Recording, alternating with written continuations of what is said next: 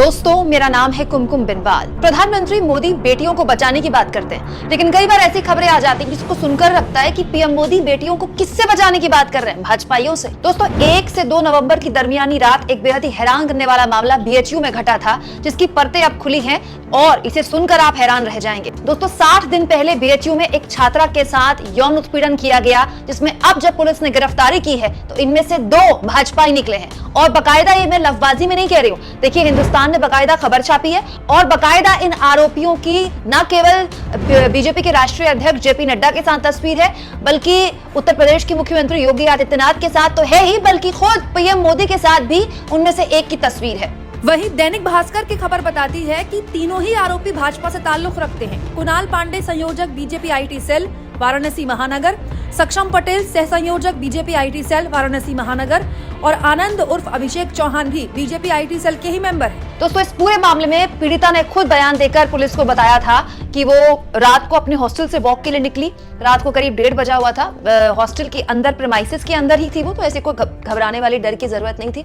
वो आगे जब निकली तो एक उसका दोस्त उन्हें मिल गया और वो आगे वॉक कर रहे थे। अचानक उन्हें 3 लोगों ने घेर लिया। बाइक में आए इन 3 लड़कों ने सबसे पहले जो पुरुष दोस्त था महिला का, उसको उससे दूर किया, महिला को अकेले में ले गए और उसके बाद इस महिला के कपड़े उतारने के लिए से बोला गया। जबरन इस बच्ची के कपड़े उतारे गए। दोस्तों, इसके बाद पीड़िता ने बताया है कि उसके साथ यौन उत्पीड़न किया गया और बकायदा ये सब कुछ जब हो रहा था तो उनमें से एक इसका वीडियो बना रहा था और ये धमकी दे रहा था कि अगर इस लड़की ने किसी को कुछ बताया तो वो ये वाला वीडियो वायरल कर देगा। दोस्तों, यही नहीं, लड़की का जबरन मोबाइल छीनकर उसका नंबर भी इन 3 लोगों ने ले लिया। इसके बाद काफी हंगामा हुआ था बीएचयू में, जिसके बाद छात्र एकजुट हुए थे लड़की के समर्थन में। पुलिस ने केस भी दर्ज किया था, लेकिन अब 60 दिन बाद जब पुलिस ने गिरफ्तारियां की हैं दोस्तों इस केस में, तो एक शक पैदा करती है गिरफ्तारी कि क्या वाकई में इसीलिए 60 दिन लग गए इतने गंभीर मसले में गिरफ्तारी करने में, क्योंकि 2 इनमें से जो हैं, इन 3 आरोपियों में से 2 हैं, वो बताए जा रहे हैं बीजेपी आईटी सेल के मेंबर।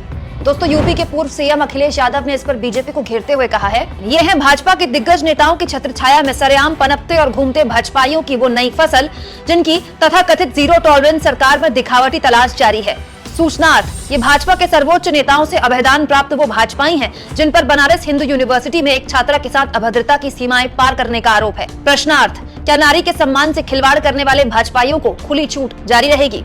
ये नहीं दोस्तों, इन 3 में से एक कुणाल पांडे जो बीजेपी आईटी सेल का मेंबर है, वो कल पीएम मोदी की नारी सम्मान वाली बात को बकायदा शेयर कर रहा था, बता रहा था कि नारी सम्मान कितना महत्वपूर्ण है देश के लिए। बताइए दोस्तों, ये बेहद गंभीर मसला है, क्योंकि बीएचयू में जब छात्रा के साथ इस तरह की हरकत हुई थी तो छात्रों ने इसका बहुत विरोध किया था। बड़ी मुश्किल से उनको मनाया गया था और कहा गया था कि बाउंड्री वॉल को ऊंचा किया जाएगा, जिससे कि प्रीमाइसिस में कोई भी अंदर ना आ पाए।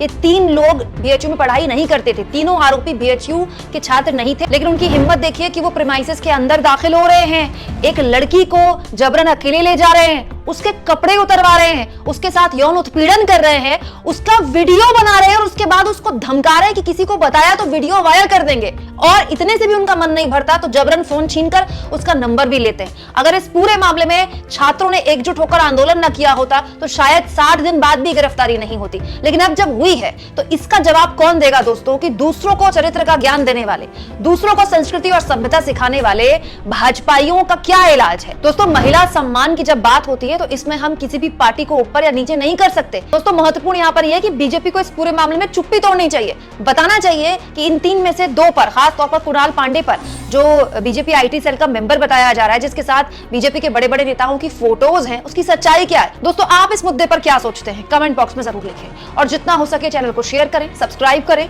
और थैंक्स और ज्वाइन के ऑप्शन से अगर आप चाहें दोस्तों तो आर्थिक मदद भी चैनल की कर सकते हैं।